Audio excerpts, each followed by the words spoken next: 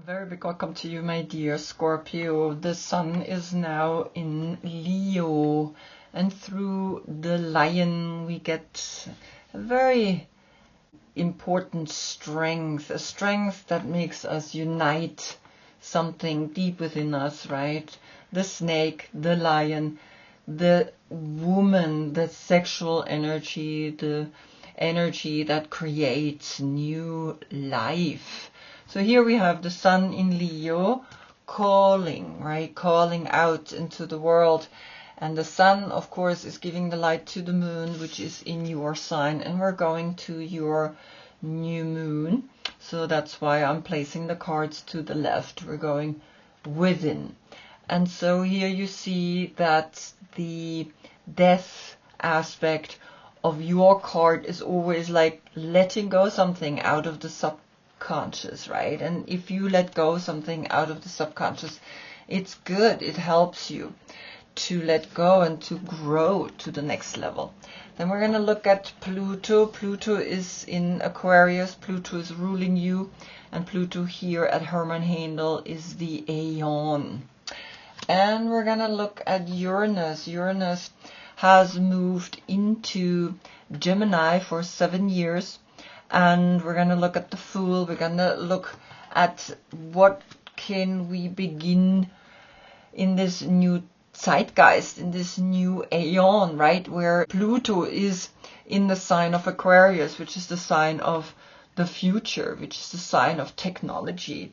And so it's really important that we understand that these planets have shifted, and there are 5 of them, and I made stations. And so now today we're doing, of course, always Pluto, because Pluto is ruling you, but we're also doing today Uranus.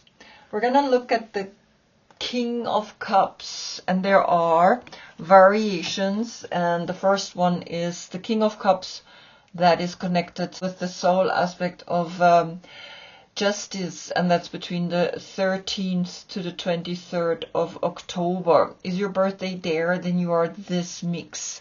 Here you are the King of Cups, Odin, who's pointing at the rune alphabet, but up here you are justice. You have Libra, soul aspect. Then we have, of course, here above death, and below the King of Cups, that's between the 24th of October to the 12th of November. If your birthday is there, then you're this combination. And we're going to do this today. The previous one I did in Libra because it was more under Libra, soul aspect, right? But nevertheless, I want you to see that there is a mix. And then we're going to do the third part, and that's here the soul aspect death, but below we have the Knight of Wands, which is Sagittarius. And you understand, right? That's between the 13th to the 22nd of November. So you see here there are combinations, and in those combinations we can see that different messages are coming up for those, right? And this is really important. Back to the last reading where we have Cancer, Sun giving Scorpio, Moon the light. We also had the station Jupiter in Cancer, which is staying for 1 year. The King of Cups, one thought, one emotion is needed to know. The Knight of Wands, plant new seeds to overcome worries. And I looked if there is a reoccurring card, and there is not. So we can begin the reading. Before we begin, I want you to know that I am taking a pause in this channel. I have another one, and actually I have 2 more, and it's getting a little much for me. So right now I'm not sure what I'm going to do with this channel. I don't want to give it up, but right now I need a break. And I will, of course, let you know what I'm going to do with this channel once I know. So we begin with Odin. Odin is getting the 6 of stones. And here we see that the arrangement is a circle. And that's the moon in Taurus. And usually that's the giving and the taking. And we see a triangle pointing down and a triangle pointing up. But we also see in the center the square, right? So it's a really beautiful way of showing the 6 of stones. The 8 and the 6 creates the 14, and that's temperance. And temperance has already here for the Knight of Wands a significance. Now, you know what this is all about, because here we see the feminine and the masculine, the giving and the taking. What is coming from the Mother Piece Tarot? We get the Death card to the right, and that's actually saying that here Odin, the 8th Zodiac sign, or the 8th house of mystery, right, and secrets, is actually waking up to something that's quite letting go about how you see victory, how you see this earthly existence here. Because here the 13 turns into a 4, right? The 4 and the 6 is a 10. The 10 and the 8 is the 18, and that's then the moon. And in the 18, we calculate it together to the 9, or we unite the numbers to get a single digit number. And so you see that Scorpio is literally, or the Death is literally saying to you, yeah, this cycle is actually a cycle that maintains itself, but still in there we can lose the physicalness, right, in that consciousness that we have created. And so Odin, who's hanging here at the tree of life and is pointing here at the rune alphabet that he discovered, it's almost like he's pointing down, but then you have to understand that this is an old language, it's a dead language, it doesn't exist anymore. And so maybe that's what's saying here, right? You got to understand the language of nature. Then comes the Knight of Wands, and he is getting the Ace of Stones. So the Ace of Stones is that one stone that we understand creates everything else. It's the higher consciousness. So here the 9th zodiac sign, or the 9th house of believing and teaching, turns into a 10, and that 10 is instantly a new cycle, the 1 with a 0. And it's really profound. What is coming from the Mother Piece Tarot? You're getting the Hangman to the left. And the Hangman to the left is Neptune. And Neptune has moved into Aries. Neptune is one of those planets that has also moved into a new sign. And before it was in Pisces, now it's in Aries. And so we're not dreaming about it anymore. We're actually taking action. And so here you see he's hanging on this tree, and it's actually pointing over to the left. It's pointing to that one coin. So the 12 and the 1 is the 13. And the 13, of course, that's Scorpio's Death card. So the 13, the 4, and the 9, the 13, the 4 is left in the end. So I think that Sagittarius is awakening to something profound about its financial situation, because you can see the faces here in the stones, and you can see how he's climbing up to that one crystal. Now, what is, of course, Neptune bringing? What is it saying? And I have this really beautiful deck, and it's from Carolyn Myss. It's the Companion. To have a profound companion is important. And because it's pointing over here to the side, it's not really the upper or the lower part that's significant, right? If the Hangman is upside down, he's actually upright. If the Hangman is the Hangman, then I know I have to look more at that. But the Hanged Man is actually over to the left. So it's almost like it's in the center of these two. And so the dark attribute of the Companion is betrayal by misusing confidence, loss of personal identity. And then the higher attributes are loyalty, tenacity, and unselfishness. So you are in between. You have someone, and I think what's beautiful, you see the backdrop of this card fits with the coin. So there is a financial situation going on, right? The 1, and here the 12, the 13, the 4, and then again the 9, the 13, the 4 is left. So the 4, the stability, there is something deep within in this relationship where you maybe have to look closer. What is it that this relationship is made of, right? And it's really important because the 4 in this, right, we have 8 sides of this card, and when we take the sides away, then we have 1, 2, 3, 4. Then we have that center, a 4 in here. What's happening here? The 4 with the heart. And so I think you're learning something new about a relationship, about a companion. You're learning something about the money. The money sometimes changes us, right? All of a sudden money comes in and then the people are different with money, right? But this is not money that is showing off. This is money that is actually earned consciously. Now the Fool, Uranus, is bringing you the Ace of Wands. And the Ace of Wands is taking action, and that's really important here for the Knight of Wands. He is the one that goes up into the sky and says, well, I'm gonna fly above everything and I know what to do. And so of course I want to see what is Uranus bringing from Gemini, and the star is coming.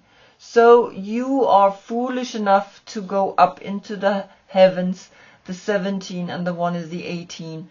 Your subconscious is leading you on to become a star. In that one action, you know what to do. You know how to take care of becoming a star. Because, I mean, it's kind of like the 1 and the 0 is a 10. It's a new cycle that is telling you, yes, become a star. Because the 17, when we calculate together, is the 8. And the 8, that's here Leo, right? It's the strength that you have to do what needs to be done.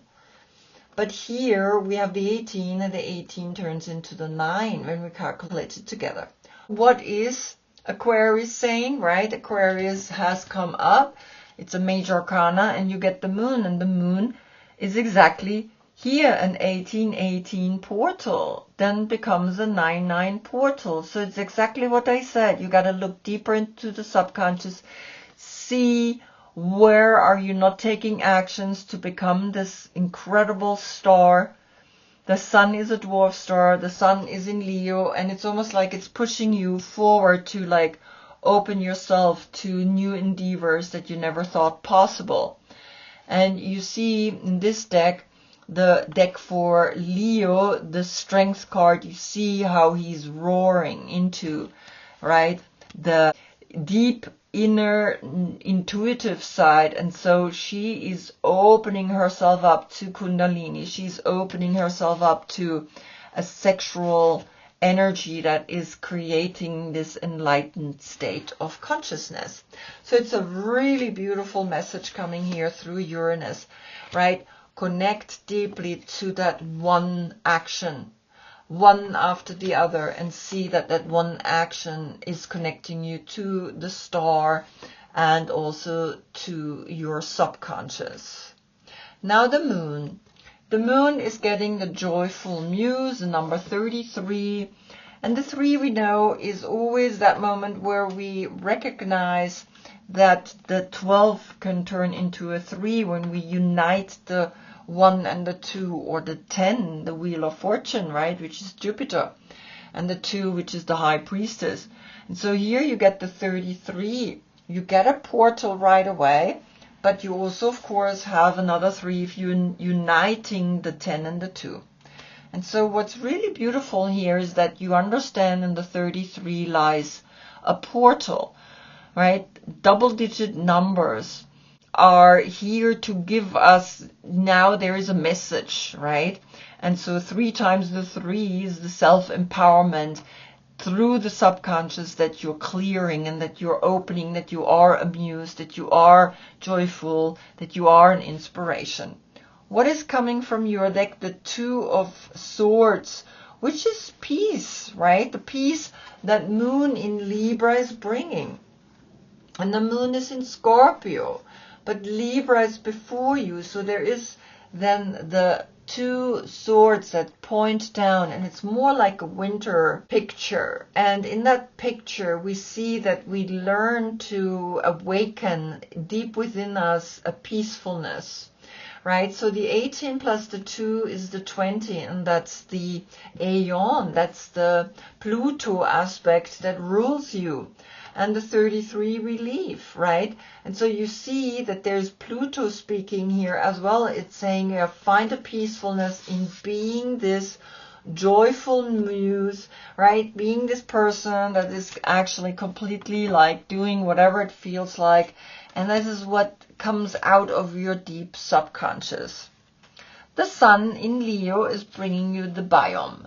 And here we get the 44. And the 44 we know is then always the 4 from the 13. And we had the 13 here with the Ace and the Hanged Man, right? So both the King of Cups and the Knight of Wands are getting the 4 here, understanding that the 4 is the heart, is learning to awaken to the biome that is actually bringing a connection to all people. And that's what the Sun does, right? It's almost like here we get a close-up to what's happening here, because here's the light, here something is burning, here's something not so clear. So here, of course, the 19, the 10, and the 44. Now what is coming from Leo, because the Sun is in Leo, we get the 10 of Fire, which is Saturn in Sagittarius. And so this is speaking directly to the Knight of Wands, right? Saturn in Sagittarius. Sagittarius is doing too much. Sagittarius tends to do too much. So much so that actually there is a wheel of fire circling around her. She's burning those letters. It's almost like she has so much intensity, it's too much. But hey, this is a 10-10 portal framing the 44. So maybe this is what's needed. But Saturn is the world. And in the world, we recognize sometimes things are not so good, right? We know. And we need to awaken to clarify what is it that's not working in my life. And then so maybe I inspire others also to let go of what's not working in their life. So we have a 10-10 portal here and the 44. Really beautiful, right? So there is this 4 from Scorpio and the 4 from the Hangman and the Ace of Pentacles for the Sagittarius. And the last now is Pluto, the Aeon. The Aeon is getting here this really beautiful card, the Lifruma Healing Oracle, Ur. And Ur is the wild ox and the untamable. And Ur is the source, right? It's like that's where we come from. And I'm gonna read it to you, and you can just for a moment look at this card, how beautiful it is, right? There is something mystical that is beginning to dawn as the new Aeon. And so fleshed from black gold, giant, glistening, glossy, aurochs roam verdant valleys, mountains, and more. Savage, wild, majestic, horned beasts snort, unattainable, untamable, unconfined by man. The ranger of freedom, the grazer of thoughts, the resilient power to be its own keeper and keep roaming. So the wild ox is the animal. It's Taurus, and Taurus is opposite of you, right? Taurus is going to give you the light for the full moon, or you give Taurus the light for the full moon. But you're going to the new moon, and that's when you have sun and new moon in your sign. So you are actually going within, and you're not going to the without, but still, it's almost like Taurus is telling you the way you go within, embrace it, make it yours. And we get the number 2, and we had the 2 here. There's a 22, and the 22 is the Fool, because we have 22 major arcanas, and the 0 is the 22. So the 2 is here. And so there is a 22, right, that is speaking to you clearly. And you see that there is something that you need to embrace. So what is coming from Aquarius deck, right? Because Pluto is in Aquarius, and you get the Strength. So you're getting actually here the Lion, the creativity, the sexual energy, the Leo, the girl that is united within her, the wild and the tamed side. And it's almost like it's saying, well, why don't all people can just be like this, right? She is accepting that there are 2 sides deep within her. And that's what we need to learn. We need to become that side, right? The duality again. There's a duality theme here. And so here we have the 8, and the 2 is the 10, the 20, the 30.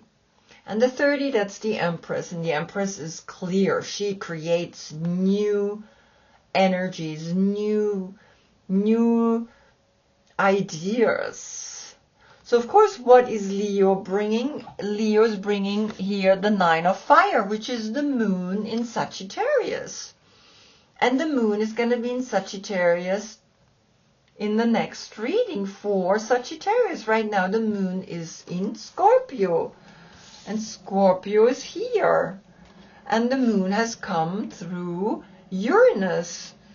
And Uranus is in Gemini, and Gemini is connected with the Magician.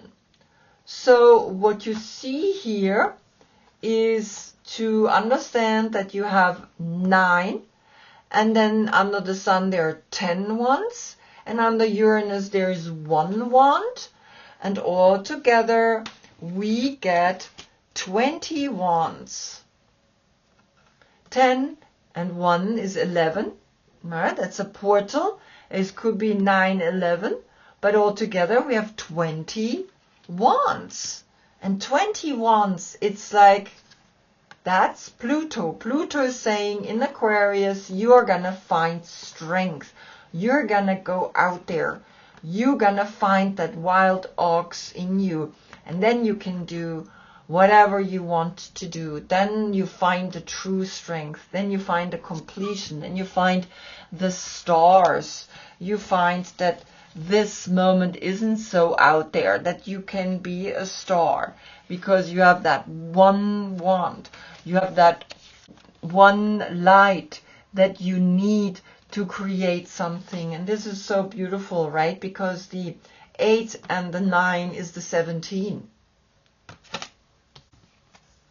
So you have a 1717 portal, and Leo is opposite of Aquarius. So you are learning here a tremendous amount of strength to hold the light, to be the light, to be someone exceptional. And this is what's coming through here.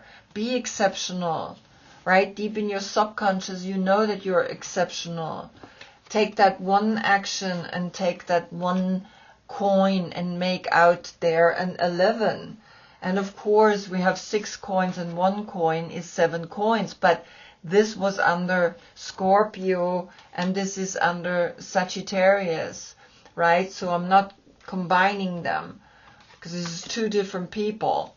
And so you understand clearly that here the 9 and the 10 and the 1, the 20 wands. It's like, wow. You see this?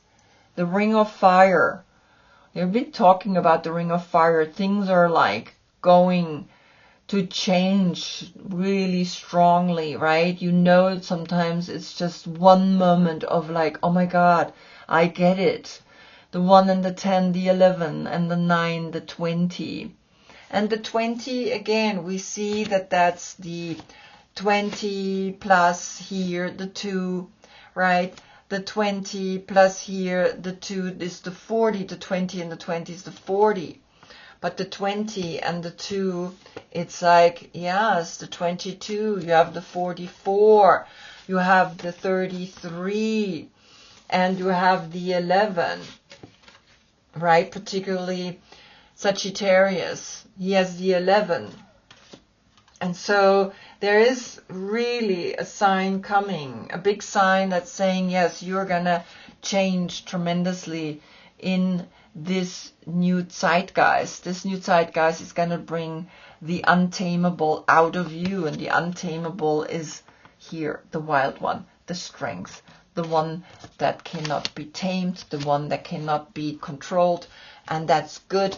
Maybe that's where you're letting steam off, right? That's also the earth is the wild one, is the untamed, is the one that believes, is the one that lets go sometimes, right? Even of a companion.